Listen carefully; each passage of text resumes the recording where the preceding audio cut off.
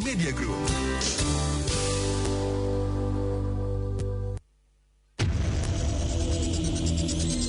Pancasila. 1. Ketuhanan yang Maha Esa. 2. Kemanusiaan yang adil dan beradab. 3. Persatuan Indonesia. 4. Kerakyatan yang dipimpin oleh hikmat kebijaksanaan dalam permusyawaratan perwakilan. 5. Keadilan sosial bagi seluruh rakyat Indonesia.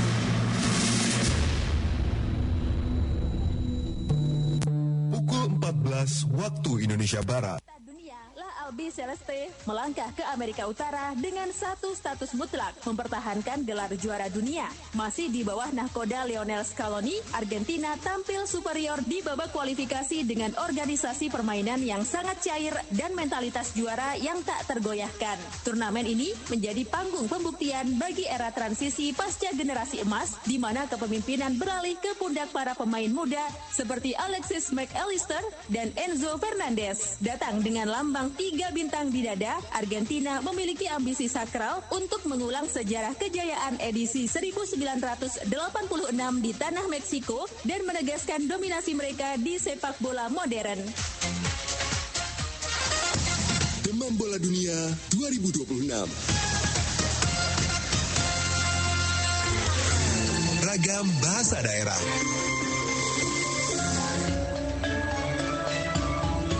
Assalamualaikum warahmatullahi wabarakatuh. Aku Amel teko Tuban. Pendengar Radio El Sinta, kanca-kanca kabeh, ana siji pitutur sing suwere tak ruwono. Apik pol kanggo dieling bareng-bareng. Yaiku aja geman banding-bandingno urip, merga saben wong uripe mesti beda-beda. Maksude kuwi, uripe saben wong iku ora ana sing padha cah. Ana sing cepet tekan tujuane, ana sing kudu muter dhisik. Ana sing luwih akeh, ana sing luwih gampang. Makane ora perlu menehno urip dhewe karo uripe wong liya. Soale saben wong duwe dalan karo wektune dhewe-dhewe. Artinya, jangan suka membanding-bandingkan hidup karena setiap orang memiliki jalan dan prosesnya masing-masing. Maksudnya, perjalanan hidup setiap orang berbeda-beda. Ada yang cepat, ada yang lambat, ada yang diuji, ada yang diberi kemudahan. Maka tidak perlu iri atau minder ketika melihat hidup orang lain, karena setiap orang memiliki waktunya sendiri untuk berkembang, berhasil atau bahagia. Sekian, muga-muga pitutur iki iso ngelengne adik kabeh. Wassalamualaikum warahmatullahi wabarakatuh. Simak terus peribahasa dalam aneka bahasa daerah sebagai bentuk kearifan lokal di Indonesia hanya di jaringan Radio El Sinta.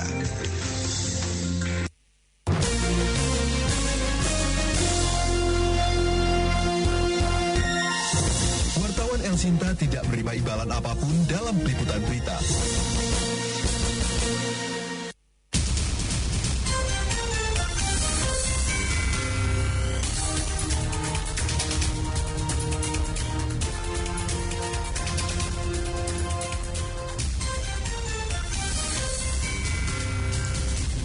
Pengadilan Negeri Semarang mengizinkan pendukung Bupati nonaktif Pati Sudewo menggelar aksi di depan Pengadilan Tipikor Semarang dengan syarat tidak mengganggu jalannya persidangan. Arena skatepark di kawasan Jateng Valley, Hutan Wisata Penggaron, Kabupaten Semarang, hingga kini terbengkalai seiring mangkraknya proyek wisata senilai sekitar 2 triliun rupiah tersebut. Kami akan mengabarkan informasi lalu lintas terkini di kota Semarang dan sekitarnya. Selamat siang pendengar El Sinta Semarang News and Talk edisi siang akan menemani ruang dengar Anda bersama saya Anissa Madina.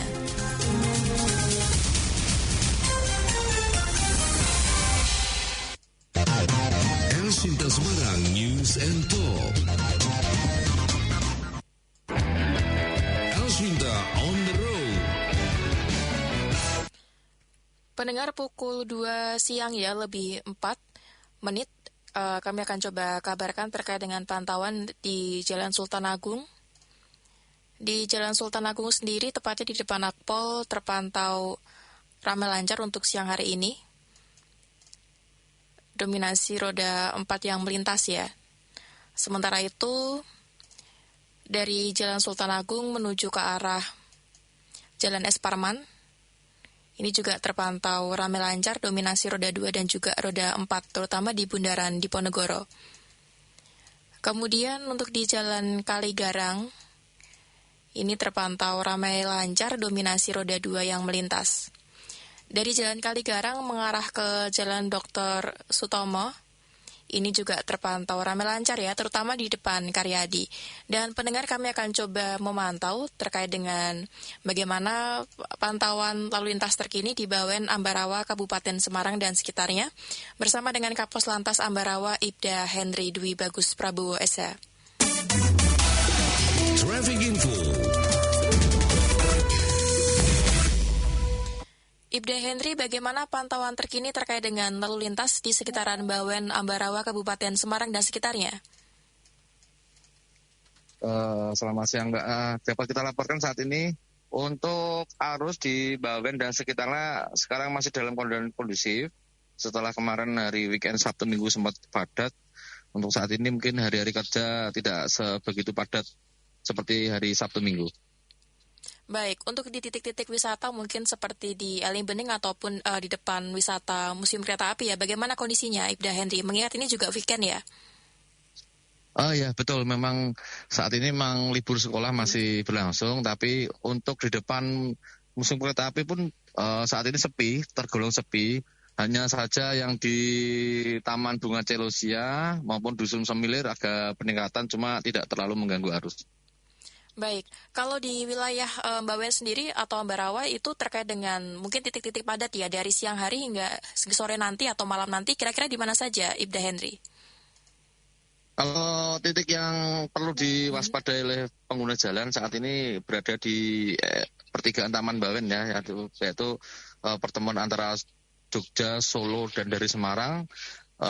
Jam-jam sekitar jam 4:30 sore perlu diantisipasi karena kepulangan karyawan. Kemudian untuk yang masih melaksanakan wisata juga jam-jam 4 mungkin diperkirakan akan melintas di Bawen.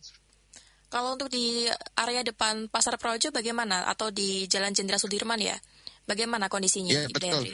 Kalau di depan Pasar Projo tidak terlalu menghambat karena hari ini masih siang. Nanti setelah maghrib mungkin ada peningkatan juga karena pengguna jalan yang dari Jogja kebanyakan melintas di jalur utama Ambarawa, tidak melintasi di jalur lingkar Ambarawa. Demikian, Mbak. Baik, kalau untuk mungkin ya dari wilayah-wilayah yang mungkin cukup dihindari, mungkin karena jalannya bergelubang kah atau mungkin untuk kepadatannya, ini daerah mana saja kalau untuk di Ambarawa? Sebagai himbauan juga bagi para pengendara yang mau melintas ya, Pak Henry. Kalau mau melintas di sini tidak ada jalan yang berlubang yang terlalu signifikan. Cuma di depan Pasar Projo ada lubang, cuma tidak terlalu dalam.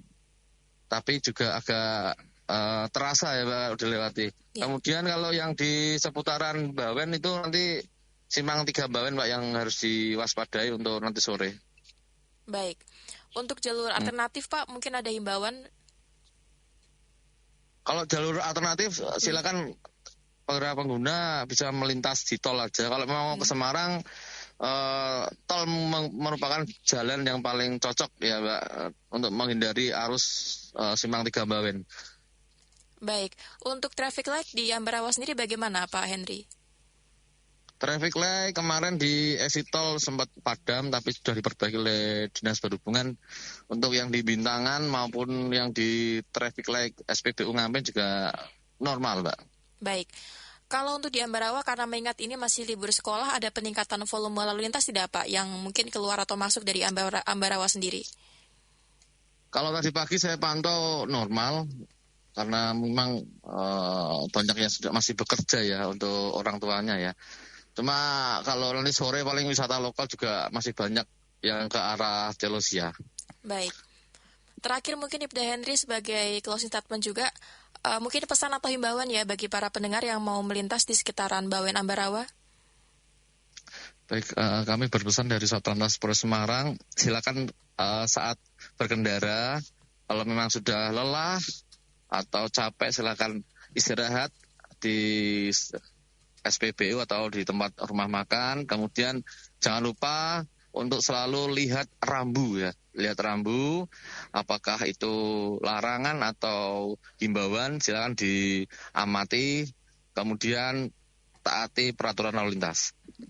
Baik, terima kasih Pak Henry meluangkan waktunya berbincang bersama Sinta dan memberikan informasinya. Selamat siang Pak Henry. Selamat siang.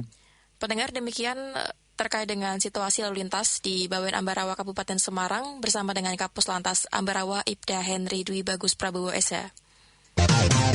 Sinta Semarang News and Talk.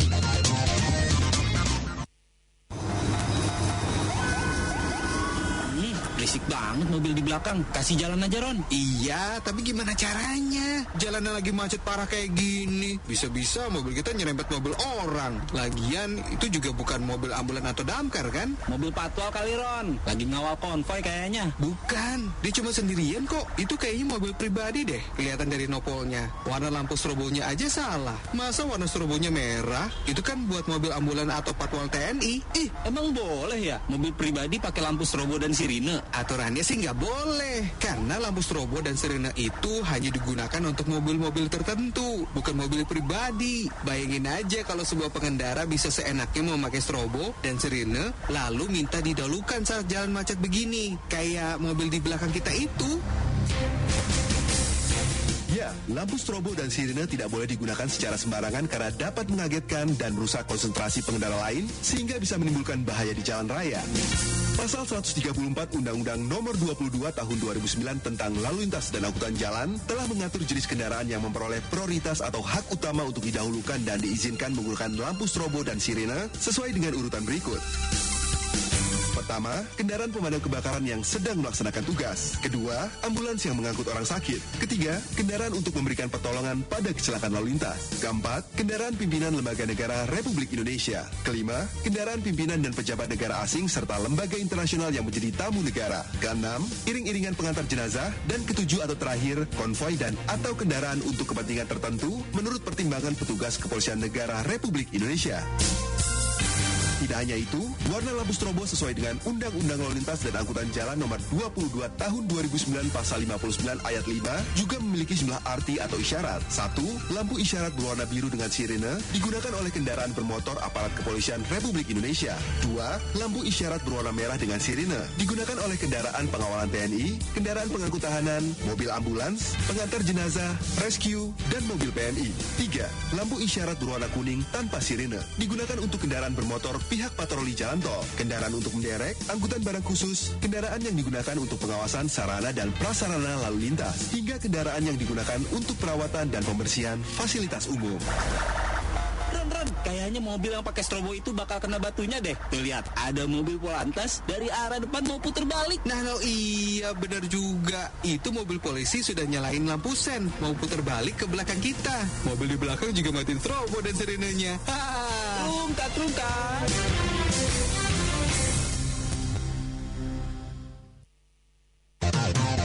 Sinta Semarang News and Talk. Pendengar, staf keuangan PT Istana Putra Agung atau IPA Suyanto dihadirkan dalam sidang pemeriksaan saksi kasus korupsi Direktorat Jenderal Perkeretaapian atau DJKA. Ia mengungkap adanya dana 721,5 juta rupiah yang disiapkan untuk anggota Komisi 5 DPR RI Sudewo.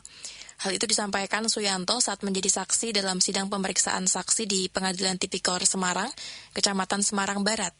Suyanto mengatakan uang tersebut disiapkan atas perintah Direktur PT Istana Putra Agung, Dion, dalam proyek pembangunan jalur ganda Solo Semarang, segmen 6 atau JGSS 6. Saat itu dirinya hanya mengetahui dana tersebut diperuntukkan bagi anggota Komisi 5 DPR RI, tapi saat itu belum mengetahui identitas penerimanya. Ia mengaku baru tahu usai menjadi saksi sidang. Sementara itu, ia juga menegaskan tidak pernah bertemu maupun menyerahkan uang secara langsung kepada Sudewo. Namun pada 31 Agustus 2022, Dion memerintahkannya menyiapkan dana 721,5 juta rupiah. Uang itu kemudian dikumpulkan dari kas perusahaan dalam 3 tahap, yakni 121 juta pada 2 September 2022. 400 juta rupiah pada 26 Desember 2022 dan 200 juta rupiah pada 27 Desember 2022. Setelah semua dana terkumpul, uang tersebut diserahkan kepada almarhum Dodi atas perintah Dion, Direktur PT Istana Putra Agung. Dalam persidangan itu juga terungkap, uang itu selanjutnya diserahkan kepada Bernard selaku PPK proyek. Suyanto mengaku hanya mengetahui informasi tersebut dari Dion. Suyanto menjelaskan nilai 721,5 juta rupiah merupakan sekitar 0,5% dari nilai kontrak proyek JGSS 6 yang mencapai sekitar 144 miliar rupiah setelah dikurangi pajak. Selain itu, ia mengungkap di internal perusahaan terdapat istilah kewajiban, yakni dana sekitar 8 hingga 10% dari nilai proyek yang disiapkan untuk berbagai pihak. Menurut Suyanto, dana tersebut digunakan untuk berbagai pihak, diantaranya BPK, Pokja, hingga anggota Komisi 5 DPR RI. Ia juga mengatakan pengeluaran dana itu disamarkan dalam pembukuan perusahaan. Saat ditanya tujuan pemberian uang tersebut, Suyanto mengaku proses penjelasan dari Dion bahwa dana itu merupakan kewajiban agar proyek berjalan lancar.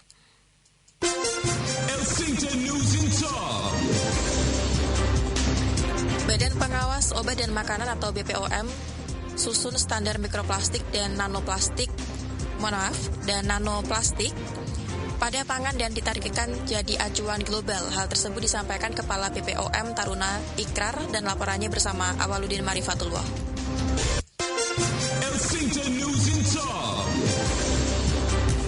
Badan Pengawas Obat dan Makanan atau BPOM mulai menyusun standar atau ambang batas kandungan mikroplastik dan nanoplastik pada pangan sebagai respon atas meningkatnya kekhawatiran dunia terhadap paparan partikel plastik yang berpotensi mengancam kesehatan manusia.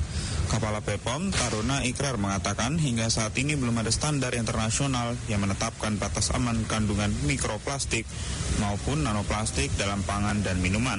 Karena itu BPOM tengah menyusun parameter tersebut berdasarkan hasil riset ilmiah yang kredibel. Menurut Taruna, penyusunan standar tersebut merupakan tindak lanjut dari DPR kepada BPOM untuk merumuskan parameter keamanan mikroplastik sebagai bentuk perlindungan terhadap masyarakat. Ia berharap standar yang disusun Indonesia nantinya tidak hanya menjadi acuan nasional, tapi juga dapat memberikan kontribusi dalam pembentukan standar internasional. Nah, sekarang yang terakhir, yang berhubungan dengan mikroplastik dan nanoplastik. Kita tahu, seperti yang saya mention, bahwa sudah bukan hanya di New England Journal, ada juga publish di Science, ada juga publish yang di American Circulation Journal, yang sifatnya sangat spesifik bahwa mikroplastik sudah menjadi ancaman. Kita dengar beberapa saat yang lalu, hujan kita saja, our rain itu mengandung kandungan mikroplastik. Dan itu kan sempat heboh di masyarakat. Nah, sekarang tentu itu kenyataan. Dan salah satu penyebabnya mikroplastik ini asal-muasalnya dari sampah-sampah yang mungkin karena proses degradasi dia terbang ke atas menjadi debu. Ya, kemudian dia bisa meresap ke bawah ke air dan ikut sama air dan kita minum, kan begitu. Jadi kesimpulannya, apa bedanya mikroplastik? Kalau mikroplastik itu sebetulnya adalah ukuran daripada, kan turunan plastik banyak ya. Nah, dari turunan itu yang jelas molekulnya yang lebih kecil dari 1 nanometer, itu yang disebut dengan nanopartikel. Lebih lanjut, Taruna menjelaskan mikroplastik kini menjadi perhatian dunia setelah berbagai penelitian internasional menemukan partikel tersebut telah mencemari lingkungan, mulai dari udara, air, hingga rantai makanan. Sejumlah jurnal ilmiah berputasi seperti Nature, Science, and the New England Journal of Medicine juga telah mempublikasi berbagai temuan mengenai potensi dampak terhadap kesehatan. Kendati demikian, ia menegaskan BPOM tidak ingin menimbulkan kepanikan di tengah masyarakat karena hingga kini kajian mengenai dampak mikroplastik terhadap kesehatan manusia masih terus berkembang. Demikian, Awaludin Marifatullah dari Jakarta melaporkan. Pendengar, Badan Pengawas Obat dan Makanan atau BPOM susun standar mikroplastik dan nanoplastik pada pangan dan ditargetkan jadi acuan global. Hal tersebut disampaikan Kepala BPOM Taruna Ikrar. Sinta Semarang News and Talk.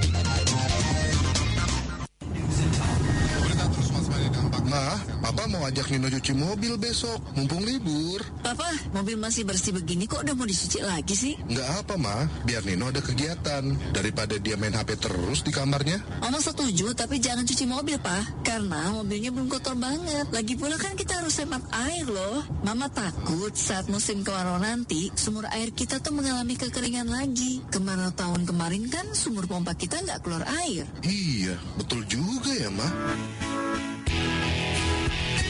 Ya, 70% cadangan air tanah di dunia terancam mengalami kekeringan akibat eksploitasi air tanah yang tidak terkendali. Laporan PBB dan Organisasi Kesehatan Dunia atau WHO pada awal 2026 menyebut kondisi krisis air global telah mencapai tahap yang disebut sebagai kebangkrutan air global atau Global Water Bankruptcy. Akibat dari kondisi ini, sekitar 4 miliar orang atau setengah dari populasi dunia mengalami kelangkaan air yang parah setidaknya selama 1 bulan setiap tahunnya. Laporan juga menyebut 75% populasi dunia kini tinggal di negara-negara yang diklasifikasikan sebagai tidak aman air, water insecure, atau kritis. Kebangkrutan air global yang terjadi pada saat ini telah berdampak tidak hanya pada kesehatan, bahkan hingga menimbulkan kematian. WHO melaporkan 829.000 hingga 1,4 juta orang setiap tahunnya meninggal dunia akibat sakit karena mengkonsumsi dan menggunakan air yang tidak layak, sanitasi yang buruk, dan kebersihan yang rendah. 1.000 diantaranya adalah balita yang meninggal karena komplikasi kesehatan akibat krisis air bersih. Ma, Papa jadi deh ngajak Nino cuci mobil, mumpung hujan, jadi nggak perlu pakai air keran. Nah gitu dong, Pak. Kalau hemat pangkal kaya, irit air pangkal sejahtera. Amin. Mama bisa aja. Nino, bantuin Papa cuci mobil yuk, mumpung hujan deras nih. Iklan layanan masyarakat ini dipersembahkan oleh El Sinta Media Group.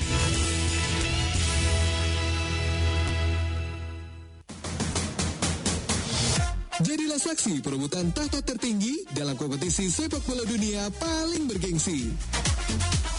Bersama program khusus Demam Bola 2026 di El Sinta. Ikuti segala keseruannya karena disajikan secara atraktif dan interaktif. Profil timnas dan grup. Kita tunggu bagaimana ketatnya persaingan di grup yang mempunyai julukan Meli. Prediksi dan ulasan pertandingan. Argentina ya, kuat yang hampir sama. Mungkin memiliki kans yang paling besar. Tebak skor? Yang mau tebak skor silakan langsung Anda bisa kirim saja ke WA 0811806543. Serta liputan nomor bola 2026. Ya, ribuan pendukung memadati area halaman Gedung Dewata di Jalan Gereja di kawasan Cimampar di Kota Bogor. Mereka kumpul bersama-sama di halaman Dewata ini untuk menyaksikan atau nonton bareng. Mulai dari 11 Juni 2026 hingga 19 Juli 2026. Demam Bola Dunia 2026 hanya di jaringan radio dan media sosial El Sinta. Demam Bola Dunia 2026, gak ada obatnya.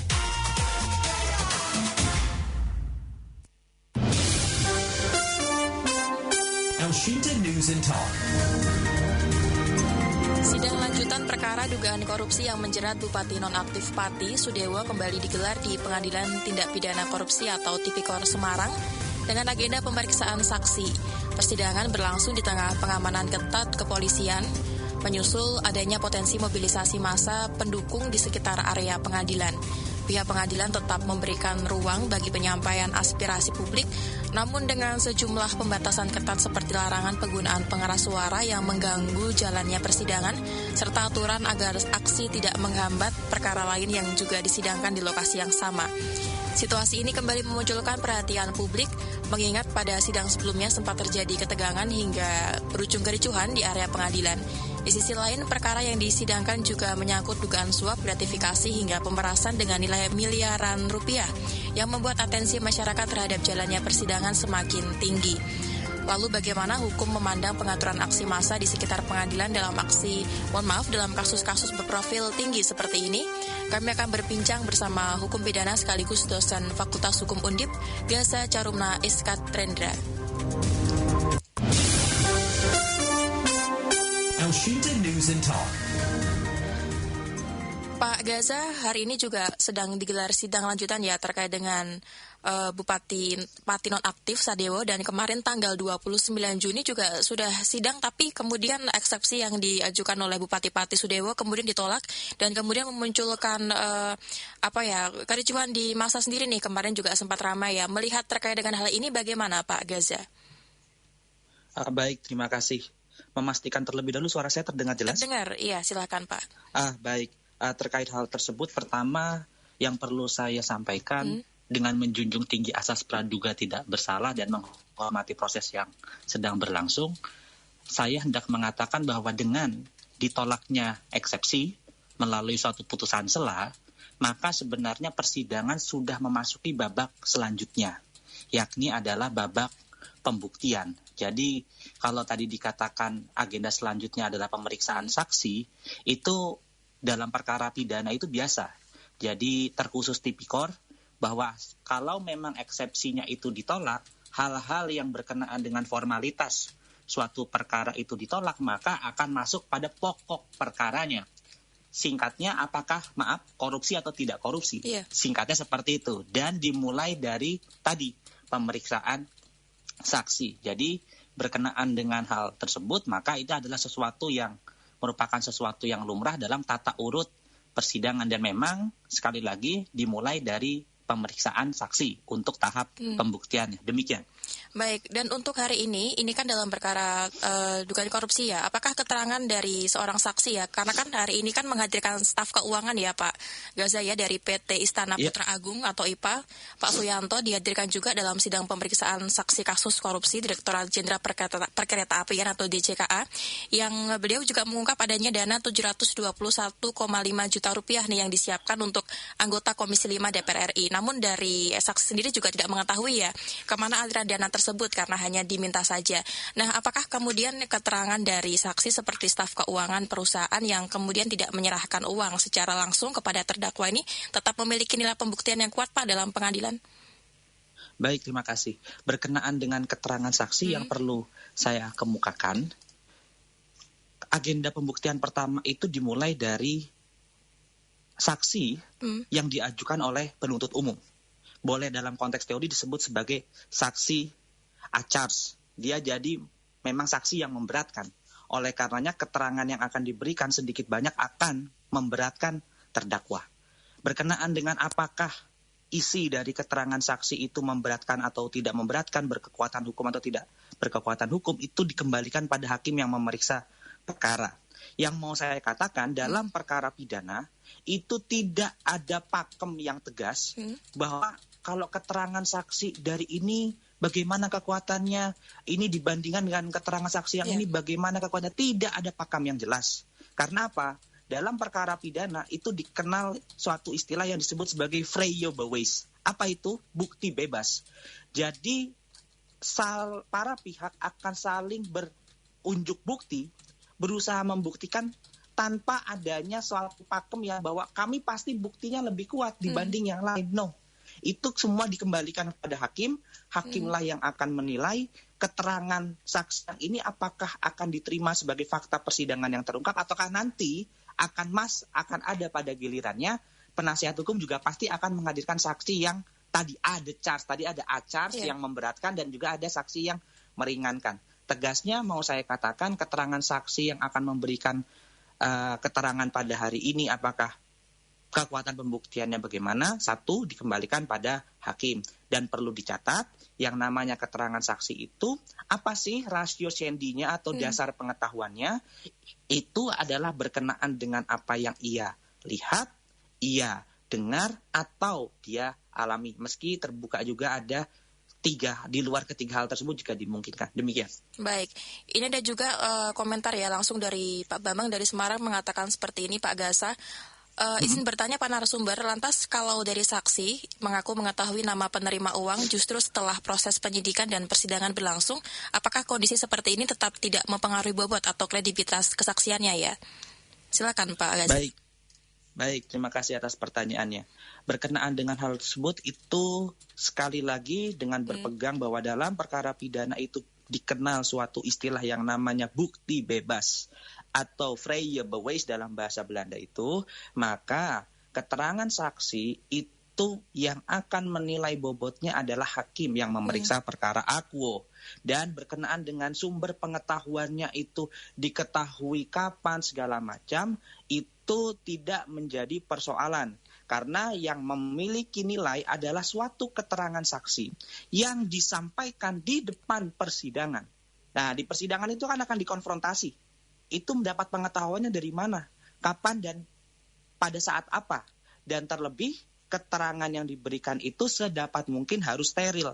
Dalam pengertian, dia tidak boleh mendapatkan keterangan saksi itu dari suatu yang katanya. Dia sekali lagi dasar pengetahuannya haruslah apa yang ia lihat, ia dengar, atau dia alami sendiri. Karena kalau tadi dikatakan misalnya katanya bukan berdasarkan pengetahuan langsungnya, itu yang dalam konteks teori disebut sebagai testimonium di auditu atau hearsay evidence yang justru tidak ada nilai atau bobot pembuktiannya. Demikian. Baik. Melanjutkan terkait persidangan hari ini ya Pak Gaza ya. Tadi juga dari saya coba sempat baca beberapa artikel. Ini disebutkan kalau dari saksi ini menyebut di internal perusahaan itu juga terdapat istilah kewajiban nih, yakni dana sekitar 8-10% dari proyek yang disiapkan untuk berbagai pihak. Ini kalau saya sebutkan ini untuk proyek pembangunan jalur ganda Solo ya, Semarang segmen 6 atau JGSS 6. Nah, kalau kita melihat dari ini ya Pak, kasus ini kan ada istilah kewajiban nih sekitar 8-10% dari nilai proyek untuk berbagai pihak. Nah, kalau praktik seperti ini memang benar-benar terjadi, apakah ini dapat kemudian dikatakan sebagai ada indikasi korupsi yang bersifat sistemik dalam proyek pengadaan pemerintah, atau seperti apa harusnya kita memandangnya Pak Gaza? Baik, terhadap pertanyaan tersebut saya selalu membingkai dengan bingkai menjunjung tinggi asas praduga tidak bersalah. Itu yang perlu dipegang karena ini persidangan sedang berjalan. Kemudian berkait dengan pertanyaan itu saya tidak akan langsung menjawab tegas dalam kaitannya dengan perkara aku, tetapi saya mengambil perumpamaan dalam perkara-perkara serupa.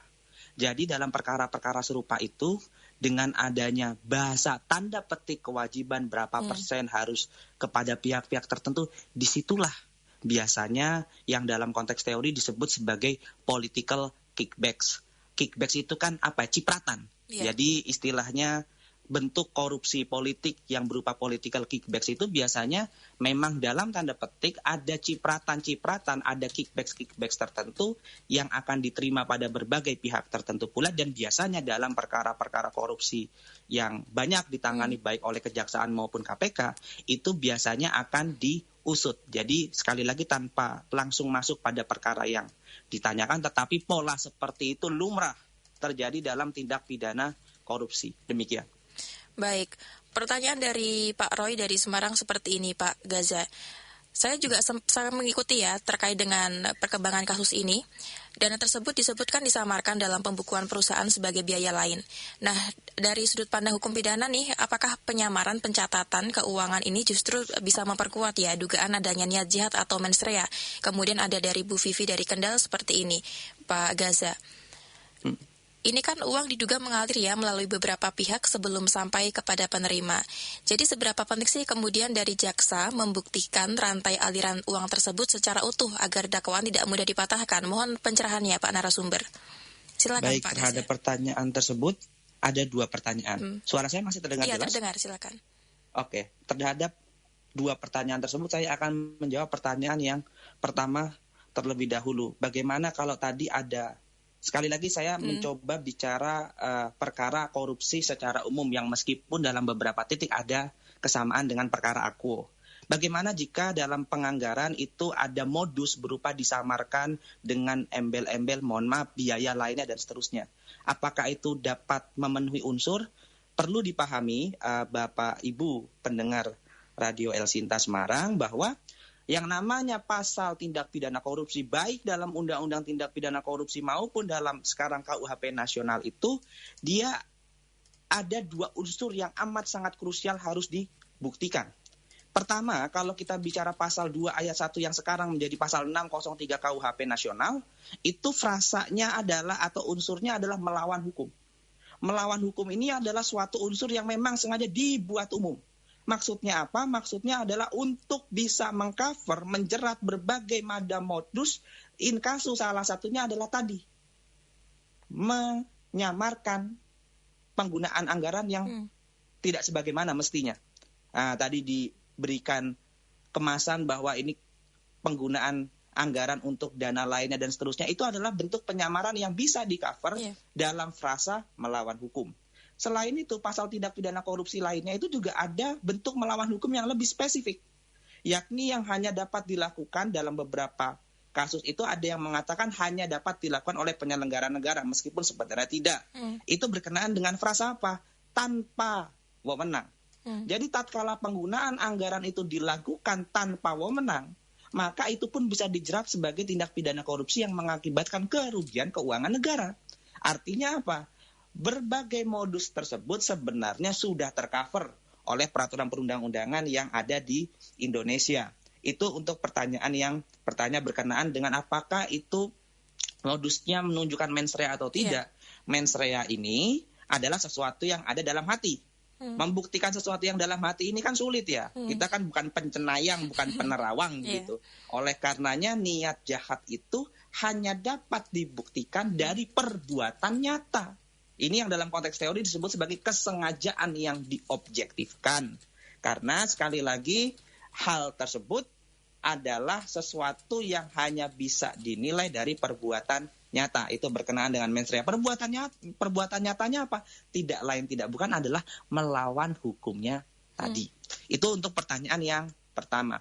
Pertanyaan yang kedua berkaitan dengan bagaimana jika aliran dana itu diberikan atau mengalir dalam beberapa lapis. Pendengar Radio El Sinta yang berbahagia, perlu dipahami bahwa hukum pidana secara umum, apalagi hukum pidana korupsi itu biasanya melibatkan pelaku yang tidak satu atau dengan perkataan lain jamak. Dalam pengertian pelaku yang jamak ini, maka kalau kita bicara hukum pidana, kita akan bicara yang namanya penyertaan atau dalam bahasa Belanda deelneming. Singkatnya, dalam penyertaan itu ada para pelaku yang membagi tugas masing-masing. Yang mau menjadi stressing dari jawaban atas pertanyaan tersebut, bahwa apakah rantai aliran dana itu harus dideskripsikan, diuraikan secara cermat agar tidak lolos dari dakwaan? Betul. Karena pembagian peran itu haruslah dibuktikan keterlibatan satu pihak dengan pihak yang lain untuk membuktikan, membuat terang suatu perkara bahwa tindak pidana korupsi itu benar-benar terjadi. Singkatnya, dalam beberapa lapis itu pun tetap harus dibuktikan. Biasanya pertanyaan selanjutnya begini, bagaimana jika katakanlah lapisnya itu A, B, C, D, E? Biasanya yang menjadi pertanyaan, bagaimana kalau baru aliran dana itu sampai pada C? Padahal nantinya aliran dana itu akan ditujukan pada D dan E. Apakah itu berarti D sama E-nya tidak kena? Itu masih mungkin dijerat. Karena rantai aliran tersebut tidak mengharuskan bahwa uang itu senyatanya harus diterima sampai pada akhir. Bisa jadi rantai aliran dana itu baru sampai C, itu sudah katakanlah di OTT oleh aparat penegak hukum, padahal sedianya itu ingin disampaikan pada D dan juga ke E. Apakah D sama E bisa dijerat? Bisa. Poin penting dari tindak pidana korupsi berupa atau dalam konteks penyertaan yang melibatkan lebih dari satu pelaku itu yang perlu dibuktikan oleh jaksa harusnya adanya dua kesengajaan berganda atau double offset.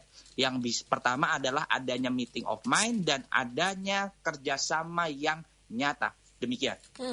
Kalau misalkan nantinya kemudian ada perbedaan keterangan antara saksi di persidangan, ini biasanya dari hakim menilai mana yang lebih dapat dipercaya seperti apa, Pak Gaza?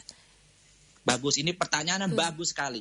Perlu dipahami hadirin pendengar yang berbahagia, bahwa yang namanya persidangan itu adalah ajang unjuk bukti. Di satu sisi, penuntut umum akan menghadirkan dalam konteks ini adalah saksi yang memberatkan, saksi acars. Sementara penasihat hukum nanti pada gilirannya akan menghadirkan saksi juga yang mana saksinya ini tidak bukan pastilah bersifat meringankan, yang disebut sebagai saksi A, the charge. Nah, kenapa saya katakan yang namanya persidangan itu adalah unjuk bukti? Pastilah keterangan saksi yang memberatkan akan berbeda secara diametral dengan keterangan saksi yang meringankan.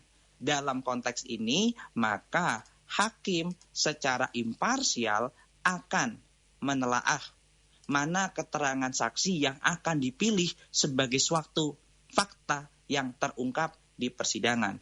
Bukan berarti setiap keterangan saksi pasti akan bertentangan selalu. Tidak. Ada kalanya saksi di kedua belah pihak itu beriringan mengenai fakta. Misalkan, sama-sama terjadi pertemuan di gedung A. Saksi yang meringankan mengatakan bertemu di gedung A, saksi di pihak lawan juga bertemu di gedung A. Itu kan tidak ada perbedaan tuh. Yeah. Itu dianggap sebagai kebenaran. Tetapi misalkan fakta berikutnya, menurut saksi yang memberatkan, di gedung A itu terjadi deal-dealan. Ternyata di saksi yang meringankan bilang tidak terjadi deal-dealan. Nah, disitulah unjuk buktinya. Disitulah akan ada pertentangan antara saksi yang mana nanti akan dipilih oleh hakim, mana fakta yang menurut hakim meyakinkan. Karena begini, keterangan saksi itu adalah salah satu alat bukti. Alat bukti itu dihadirkan dalam rangka meyakinkan hakim mana fakta yang terjadi. Jadi ketika ada dua keterangan saksi yang saling bertentangan, pasti akan ada satu fakta. Dan disitulah hakim yang akan menelaah, yang akan memilah bahwa inilah yang sesungguhnya terjadi, apa parameternya, keyakinan hakim. Demikian. Baik, saya bacakan lagi pertanyaan dari pendengar Pak Gaza. Ya. Ada dari Bu Vina mengatakan seperti ini dari Kendal. Majelis hakim kan sebelumnya sudah menolak terkait dengan eksepsi terdakwa tersebut. Banyak masyarakat yang menganggap kalau penolakan eksepsi tersebut itu berarti terdakwa hampir pasti bersalah, Pak narasumber. Apakah anggapan seperti itu bisa dikatakan keliru? Mohon pencerahannya. Silakan Pak. Saya jawab tegas, itu adalah pandangan yang keliru. Mengapa demikian? Kita harus secara objektif melihat bahwa persidangan itu kalau boleh saya sederhanakan ada dua babak. Katakanlah seperti itu saja. Babak pertama ini kayak mungkin sedang Piala Dunia ini, ada babak pertama, babak kedua gitu. Katakanlah untuk sederhananya. Babak pertamanya itu adalah pertarungan yang bersifat formalistik. Pertarungan yang bersifat formalistik itu ya tadi, hanya berkenaan formalitas belaka. Bu, di sini akan disela. Makanya kemarin itu ada suatu putusan sebenarnya. Tetapi nama putusannya adalah putusan sela. Apa yang disela, apa yang perlu dijeda berkenaan dengan putusan tersebut tadi. Pertama, jaksa itu kan persidangan awal dalam babak pertama itu menghadirkan yang namanya dakwaan. Dia mendakwa, membacakan dakwaannya. Bla bla bla bla bla bla bla bla. Agar berimbang, karena persidangan itu harus berimbang, maka penasihat hukum menghadirkan eksepsi. Tetapi perlu dicermati, dalam konteks pertarungan di babak pertama ini, di persidangan pertama ini, dia bersifat formalitas belaka. Kita belum bicara pokok perkara, kita belum bicara ini orang, terdakwa korupsi atau tidak korupsi, belum sampai di situ. Baru bicara formalitas. Nah, dalam konteks formalitas yang dipertarungkan di dalam babak pertama, maka hakim akan menyela. Namanya putusan sela. Putusan selanya apa? Misalkan jawabannya adalah eksepsinya ditolak. Berarti eksepsi itu bahasa Indonesianya adalah tangkisan. Tangkisan dari penasihat hukum itu ditolak. Ya sudah, kalau tangkisannya itu ditolak, maka seperti sepak bola. Babak keduanya ada kan? Nah, babak keduanya inilah yang namanya masuk pada pokok perkara. Pokok perkara dimulai dari pembuktian. Makanya sekarang saksi yang hadir. Tegasnya menjawab pertanyaan tadi, apakah dengan eksepsi ditolak maka automatically dia itu bersalah melakukan tindak pidana inkasu tindak pidana korupsi? Jawaban tegasnya tidak. Karena putusan sela yang menyatakan bahwa eksepsi ditolak barulah sebatas menolak berkenaan dengan formalitas dakwaan belaka. Belum bicara mengenai seseorang itu terbukti atau tidak terbukti melakukan tindak pidana korupsi. Demikian. Baik. Dan kalau untuk persidangan saat ini kan sidang lanjutan perkara dugaan korupsi yang menjerat Bupati nonaktif ya Sadewo Sudewo, ini kan juga dari aksi massa nih dikabarkan juga diperbolehkan ya menggelar aksi di depan Pengadilan Tipikor Semarang. Meskipun yang tanggal 29 kemarin juga sempat ricuh nih Pak Gaza. Lantas kalau kita melihat terkait dengan tekanan aksi massa ya seperti ini, apakah kita melihatnya mungkin bisa berpotensi mengganggu independensi proses peradilan atau seperti apa kita melihatnya? Baik, terkait pertanyaan tersebut, saya hendak menjawab bahwa dalam suatu persidangan itu yang memegang kendali penuh adalah hakim. Jadi menjawab pertanyaan apakah dalam suatu persidangan dalam tanda petik ada sekelompok orang yang hendak menyaksikan dengan pretensi apapun ya, menyaksikan karena hendak memberikan dukungan, menyaksikan untuk mengetahui apa yang sebenarnya terjadi dalam perkara aku, apapun pretensinya, yang mau saya katakan, hakimlah yang akan menentukan seseorang itu boleh menyaksikan hadir di persidangan ataukah tidak. Itu yang menentukan adalah hakim. Namun perlu dicatat bahwa kehadiran atau dalam menyaksikan suatu persidangan itu, dia tetap harus menjunjung tinggi bahwa persidangan itu ada marwahnya, ada wibawanya. Artinya apa? Dalam menyaksikan persidangan satu, sepanjang diperkenankan oleh hakim, maka dia harus tertib. Dia harus menjaga kondusivitas. Karena di pengadilan negeri, inkasu pengadilan negeri Semarang, bahkan pengadilan negeri dimanapun, tidak hanya satu sidang loh dalam satu hari itu. Ada ruangan-ruangan sidang lain yang juga sedang bersidang. Artinya menjaga ketertiban itu adalah sesuatu yang pasti. Bagaimana ketentuan atau peraturan perundang-undangan yang ada di Indonesia itu dijamin. Pertama, dijamin secara berimbang. Yang mau saya katakan pertama, bagaimana menjamin secara berimbang? Satu, untuk menyaksikan sebagai wujud transparansi persidangan, maka diperkenankan kan? Asalkan tadi diperkenankan oleh hakim. Artinya boleh orang itu menyaksikan, orang itu hadir, boleh. Tetapi tadi di sisi yang lain secara berimbang harus tertib. Nah, bagaimana jika tidak tertib? Kan pertanyaannya mungkin ke arah sana. Itu sudah diatur dalam peraturan perundang-undangan. Makanya biasanya kalau misalkan nih hadir tidak sekedar hadir, tetapi bahkan menyuarakan pendapatnya, itu juga sudah ada ketentuan mengenai Undang-Undang Nomor 9 Tahun 98 tentang kemerdekaan menyampaikan pendapat di muka umum itu. Dalam beberapa titik tidak ada ketentuan yang melarang di sekitar pengadilan. Tetapi dalam radius tertentu. Boleh. Sekali lagi sepanjang hakim memperkenankan. Tetapi seyogyanya tidak boleh sampai mengganggu jalannya persidangan. Karena ini sebagai bentuk edukasi pada masyarakat, terima kasih pada Radio El Sinta, ada pasal yang mengancam loh. Bagi halayak, setiap orang, siapapun yang mengganggu jalannya persidangan. Setelah ini, masyarakat yang mendengar khususnya bisa mencermati ketentuan 279 KUHP nasional.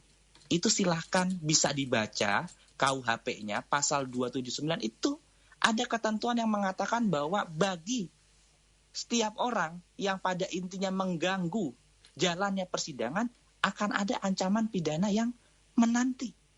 Itu terdiri atas dua ayat 1 dan ayat 2. Ayat 1 itu kalau di sekitar ruang sidang, ayat 2 di dalam persidangan.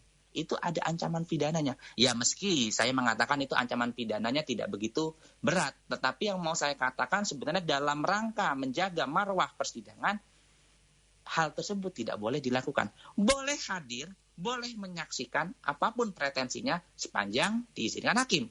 Tetapi kalaupun diizinkan, tidak boleh mengganggu ketertiban, tidak boleh membuat gaduh. Kalau membuat gaduh, ada ancaman pidananya. Di mana ancaman pidananya? Pasal 279 KUHP Nasional. Undang-Undang Nomor 1 Tahun 2023. Demikian.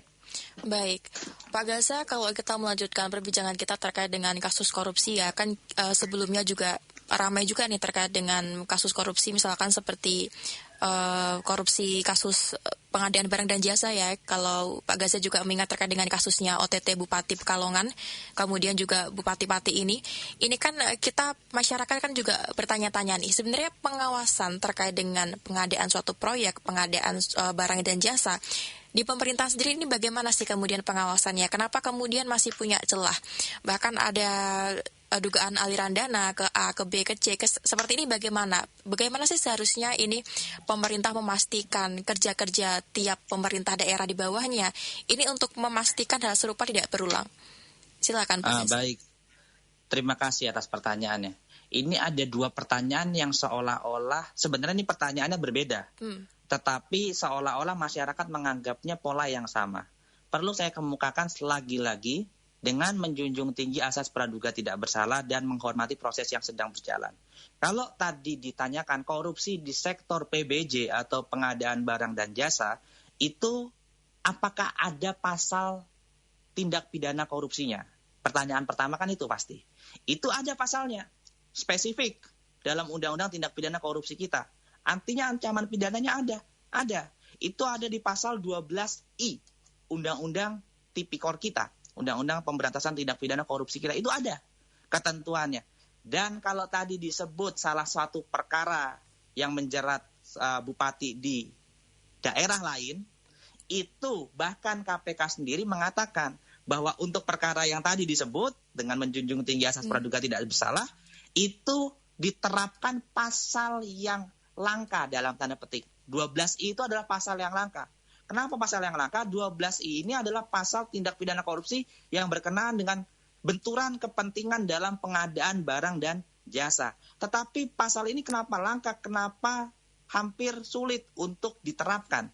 Karena di sini benturan kepentingan dengan pengadaan barang dan jasanya itu haruslah berkaitan dengan perusahaan yang terafiliasi dengan penyelenggara negara yang dimaksud. Makanya pasal 12I yang tadi saya katakan di awal ini sebenarnya pertanyaannya berbeda. Meskipun di masyarakat seolah-olah sama. Karena 12I ini spesifik benturan kepentingan dalam pengadaan barang dan jasa. Kapan terjadi? Tatkala perusahaannya itu terafiliasi secara langsung dengan penyelenggara negara yang dijerat dengan pasal AKUO. Inilah kenapa tadi ada bupati di suatu tempat tadi dijeratnya pasal ini. Berbeda dengan bupati di tempat yang lainnya. Itu yang mau saya katakan terkait dengan korupsi, tindak pidana korupsi berupa pengadaan barang dan jasa yang pasalnya spesifik atau bisa dibilang langka. KPK pun mengatakan demikian. Bagaimana mencegah untuk yang 12 ini? Pasal 12I yang terkait benturan kepentingan dalam pengadaan barang dan jasa ini. Cara mencegahnya itu sudah ada. Hadirin pendengar yang berbahagia. Itu makanya dalam sistem pengadaan barang dan jasa itu sudah ada e-procurement. Itu semua bisa disimak di situ. Jadi makanya menjadi sulit sebenarnya penerapan pasal 12I karena sebenarnya transparansi sudah diusahakan lewat e-procurement dalam konteks pengadaan barang dan jasa. Makanya kalaupun kena, ya tadi karena ada benturan kepentingan dalam pengadaan barang dan jasa. Ini adalah satu pasal yang tadi spesifik. Benturan kepentingan benturan kepentingan dalam PBJ. Tetapi ada kalanya juga tindak pidana korupsi itu memang berkenaan dengan pengadaan barang dan jasa. Tetapi kok tidak kena pasal yang tadi saya kemukakan di awal sebagai pasal yang spesifik, tetapi malah tadi kena gratifikasinya, kena suap menyuapnya. Karena itulah objek korupsinya adalah pengadaan barang dan jasa. Agar pengadaan barang dan jasanya lancar dalam tanda petik, maka ada suap di situ. Ada gratifikasi di situ. Makanya kena pasalnya bukan pasal benturan kepentingan dalam pengadaan barang dan jasa, melainkan pasal suap, pasal gratifikasi. Jadi itu adalah dua tindak pidana korupsi yang berbeda. Kalau tadi ada bupati di suatu daerah itu 12I yang spesifik yang langka, tapi kalau yang pada umumnya meskipun sama-sama objeknya pengadaan barang dan jasa, tetapi pada umumnya pengadaan barang dan jasanya itu diliputi oleh suap, diliputi oleh gratifikasi. Maka yang dikedepankan adalah suapnya, gratifikasinya. Demikian. Baik, mungkin terakhir Pak Gaza sekaligus sebagai penegasan dan closing statement perbincangan kita pada kali ini, apa Pak mungkin pesan yang ingin disampaikan kepada masyarakat dan juga para pendengar El Sinta ya, ini untuk diperhatikan juga bagi masyarakat ketika mungkin mengikuti jalannya persidangan agar tidak mudah menggiring opini sebelum ada putusan yang berkekuatan hukum tetap. Silakan Pak Gaza. Baik, terima kasih. Sebagai closing statement, saya hendak mengatakan bahwa di satu sisi sebagai akademisi, sebagai pakar hukum pidana terkhusus yang menggeluti hukum pidana korupsi, saya tentu harus secara objektif mengapresiasi tatkala ada masyarakat itu apapun pretensinya mencermati jalannya persidangan. Ini kenapa perlu tetap diapresiasi? Karena ini menandakan bahwa masyarakat Indonesia sudah mulai melek hukum.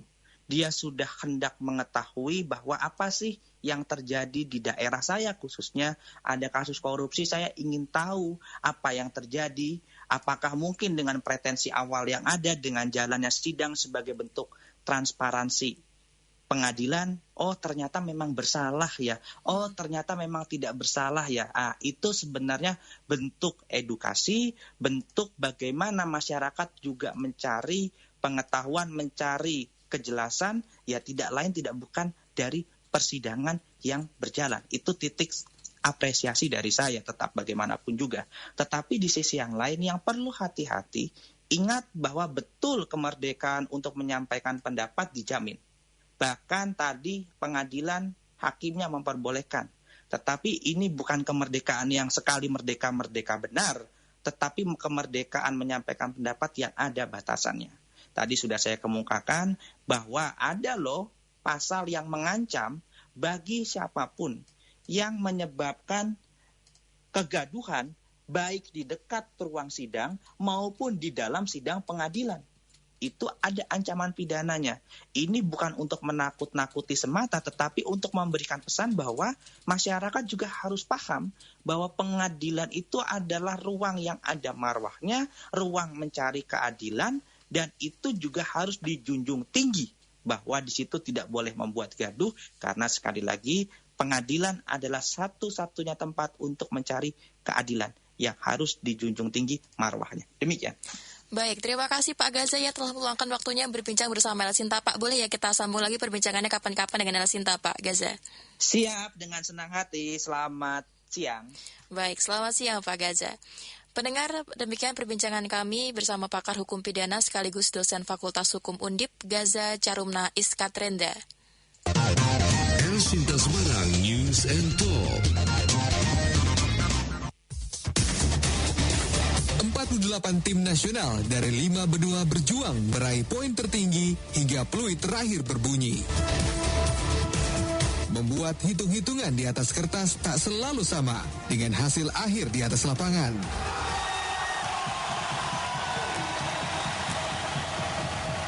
Karena setiap poin dan selisih gol menjadi penentu untuk lolos ke babak gugur.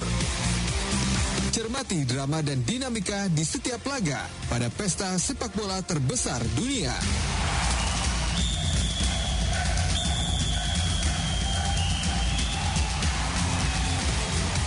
Simak rangkuman dan hasil pertandingan terkini dalam jurnal Demam Bola Dunia 2026 setiap hari.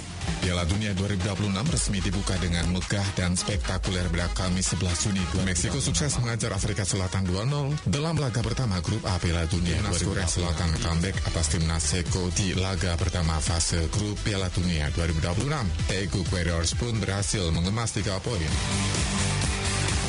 Setiap hari mulai 12 Juni hingga 19 Juli 2026 pukul 16 dan 21 waktu Indonesia Barat. Hanya di jaringan radio dan media sosial El Sinta.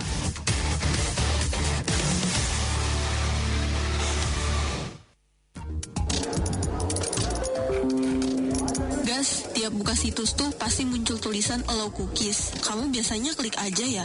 Iya sih, biar cepet. Memangnya kenapa? Kan cuma cookies, bukan biskuit juga kali. Lucu, tapi serius deh. Cookies itu bisa nyimpan data kamu loh. Dari lokasi, kebiasaan browsing, sampai akun yang kamu buka. Waduh, berarti kalau aku asal klik, dataku bisa dilacak dong. Iya, makanya jangan asal allow. Baca dulu kebijakannya, pastiin situsnya aman, dan jangan lupa hapus cookies secara berkala. Oke, noted. Mulai sekarang harus klik dengan sadar nih. Karena di dunia maya, privasi itu harga diri kan? Bener, jaga datamu, jaga dirimu. Jangan asal klik, jangan asal percaya ya. Top. Pahami dulu sebelum setuju, karena data pribadi adalah identitas digitalmu. Bijak di dunia maya bukan soal takut teknologi, tapi soal tahu bagaimana melindungi diri. Pesan layanan masyarakat ini dipersembahkan oleh El Sinta Media Group.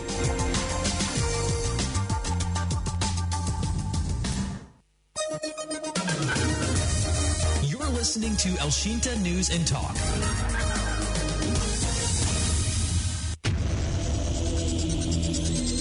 Pancasila. 1. Ketuhanan yang Maha Esa. 2. Kemanusiaan yang